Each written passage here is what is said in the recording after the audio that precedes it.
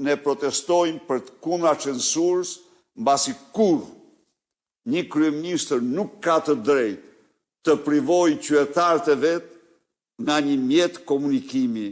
Akt brutal dhe censure konsideron kryedemokrati Sali Berisha mbylljen e aplikacionit TikTok, duke ftuar qytetarët në protestë më 15 mars kundër mbylljes së rrjetit social të kompanisë kineze. TikToku është një mjet jashtëzakonisht tërheqës dhe komod për komunikimin. Akti i bllokimit të tij për faktin se me TikTok të rinjt po e kritikonin dhe po e përqeshnin Edi Ramën është një akt brutal, është intolerancë e tij ndaj mendimit ndryshe. Pas negociatave me Shpëtimi Idrisin dhe përfshirjen e PD-jus në Aleancën për Shqipërinë Madhështore, Sali Berisha shfaqet i bindur se nuk do të ketë më vend për bashkim të PD-jus me Partinë Socialiste. Tani këto partitë e vogla e ke parasysh e kanë këtë punën e fleksibilitetit.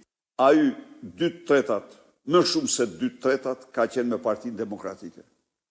Partia PD-juja ka qenë aleate e Partisë Demokratike. Ka patur një moment që ka kaluar me Partinë Socialiste, por gjatë komunikimit me qytetarët, Berisha shpalosi planin për të parandaluar vrasjet mafioze në vend.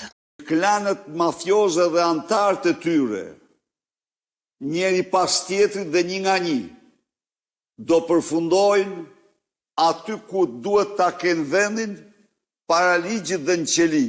Ne kemi zero tolerancë ndaj tyre dhe jam i bindur se kjo do jetë një nga aksionet më të para. Grupet shqiptare mafioze do të ndiqen kudo që ndodhen.